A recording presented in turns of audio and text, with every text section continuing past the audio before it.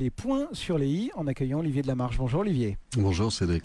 Un petit commentaire de l'associé gérant chez Platinum Gestion sur l'optimisme de nos dirigeants. Ça va vous faire plaisir. On a vu Wolfgang Schäuble, on a vu François Baron, on a vu Christine Lagarde. On vous rassure, ils n'étaient pas tous les trois ensemble. Christine Lagarde était en Chine, mais elle l'a dit. Et finalement, François Baron et Wolfgang Schäuble semblaient accréditer cette thèse également, qu'on n'était plus au bord du précipice, même s'il restait encore des dangers. C'est vrai, on a reculé d'un pas, on n'est plus au bord du précipice. Ah non, on n'est plus au bord du tout. précipice, on est dedans. Donc on a déjà commencé à tomber. Non, c'est. Vous ne partagez pas et on s'y attendait un petit peu. Mais non, c'est les petites phrases et les petites déclarations des politiques. Alors pourquoi? Pour faire monter les marchés encore un peu plus haut? Non, parce que faut rassurer, parce que voilà, ça se saurait si les politiques étaient là pour dire la vérité sur les choses. Ça se saurait, c'est pas le cas. C'est pas le boulot, c'est pas leur boulot d'annoncer la catastrophe. Leur boulot, c'est de faire croire au bon peuple que tout va bien, surtout avant une élection. Surtout avant une élection. Bon, n'empêche qu'il y a une partie du bon peuple qui joue en bourse et qui y croit, puisque les indices grimpent. Le CAC, bon, certes consolide depuis 2 jours, mais enfin, le Standard & Poor's 500 lui reste très flambant. Aujourd'hui, est-ce qu'on a le choix dans la stratégie à mener? Est-ce qu'on peut ne pas être investi? Est-ce qu'il faut aujourd'hui ne pas être investi sur un marché qui monte comme celui-là? Personne ne vous oblige à perdre de l'argent, hein, jamais. Donc, on peut en gagner. Vous pouvez toujours. Oui, alors ça, vous savez, c'est une vision court terme. les cimetières sont pleins de gens qui pensaient qu'ils étaient plus intelligents que les autres et qu'ils allaient sortir la veille du crack. Hein. On en a connu beaucoup et finalement, on s'aperçoit que ça marche pas si bien que ça. Non,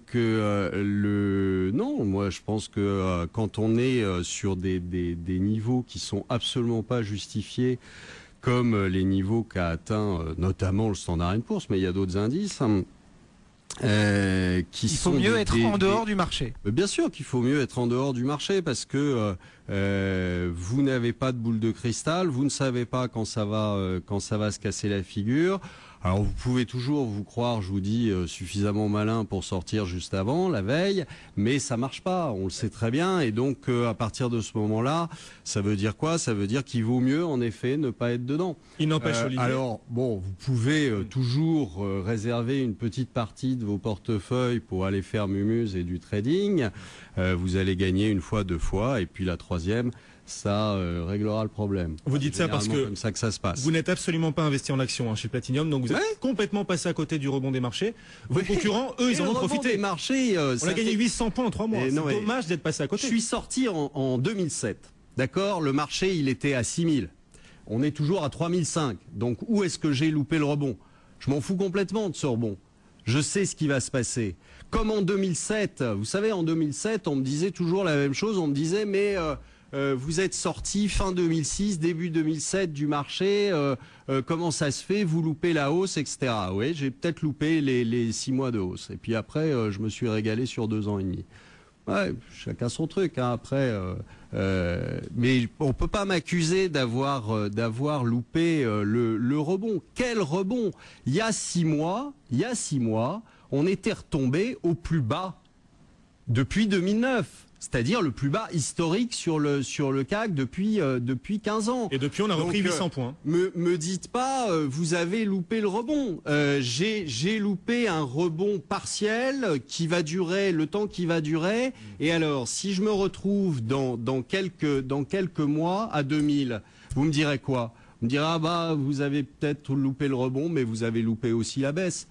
Parmi les autres sujets, juste en quelques mots, parce qu'on est un tout petit peu pris par le temps, mais vous avez suivi le journal, vous attendiez dans le salon d'accueil, il y avait un papier de Sidonie Watrigan qui évoquait cette hausse du carburant en Chine et qui sous-entendait, et Valérie Casaban l'a dit aussi, que ça pourrait finir par avoir un drôle d'impact, une simple hausse, on va dire, du carburant en Chine. Ça nous semble loin, la Chine. Non, mais c'est pas ça. C'est la hausse du pétrole en général. C'est pas simplement la hausse du carburant en Chine. La hausse du carburant en Chine, évidemment, a son effet, mais c'est la hausse du pétrole tout court.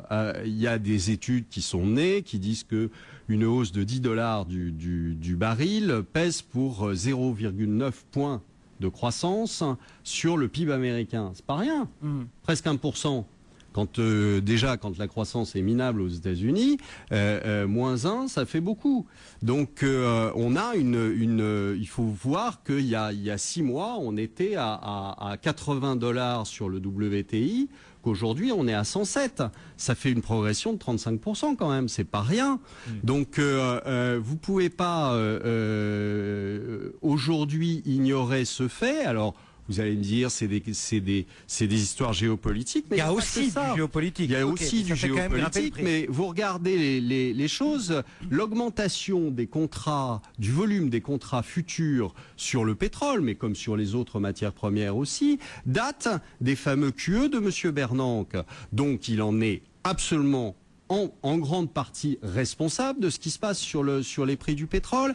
Et donc à partir de ce moment-là, ça veut dire quoi? Ça veut dire que vous avez des pays qui sont en récession, voire en très très faible croissance, et qui en plus doivent subir un choc qui est un choc sur le prix du pétrole. Quelque part, donc ça va faire mal. Cette hausse des cours, quelque part, elle vous arrange, Olivier, puisqu'elle va en effet freiner la reprise.